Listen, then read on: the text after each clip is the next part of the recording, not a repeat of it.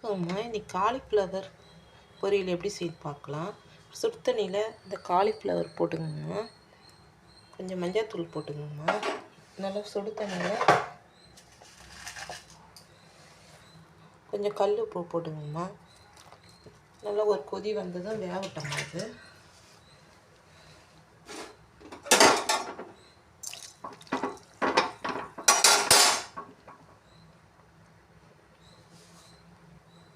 ஒரு மாதிரி வந்துடுச்சுமா.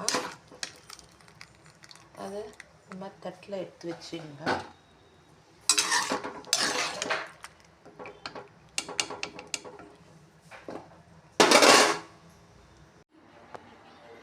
இந்த காலிஃப்ளவரை வெந்த பிறகு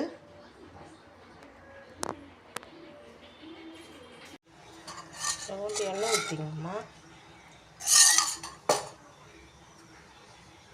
கொஞ்சம் கடுகு போட்டுக்கோங்கம்மா.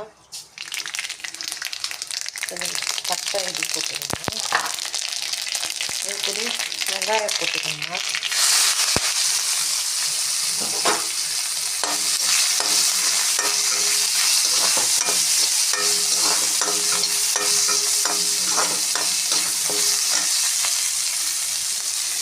ஒரு பச்சை மிளகாய் போட்டுக்கோங்க. இஞ்சி பூண்டு பேஸ்ட்டு போட்டுக்கோங்க. நல்லா வதங்கட்டும். இதெல்லாம்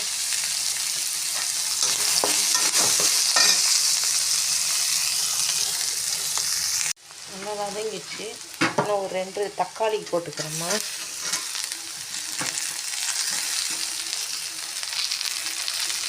நல்லா வதங்கட்டும். காலிஃப்ளவர் ஸ்டோவில் போட்டுக்கணும். நல்லா கழுவி விடுவோம்மா. நான் வீட்டில் அரைச்ச மிளகாத்தூள் தான் போட்டுருக்குறேன்.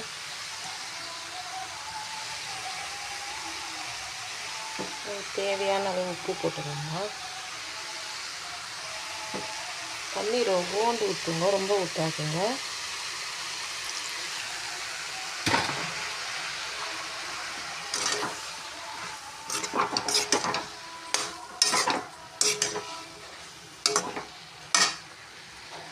இந்த வீடியோ பிடிச்சிருந்தா சப்ஸ்கிரைப் பண்ணுங்கள், லைக் பண்ணுங்கள், ஷேர் பண்ணுங்கள், கமெண்ட் பண்ணுங்கள். பொரியல் ரெடி ஆகிடுச்சு. இந்த ஸ்டேஜ் வந்ததும் கொத்தமல்லி தழையை போட்டு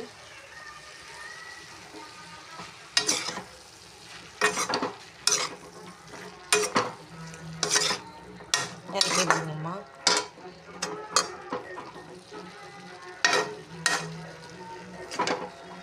இந்த வீடியோ பிடிச்சிருந்தா லைக் பண்ணுங்கள், ஷேர் பண்ணுங்கள், சப்ஸ்கிரைப் பண்ணுங்கள், கமெண்ட் பண்ணுங்கள். அடுத்த வீடியோவில் சந்திப்போம். பாய்மா.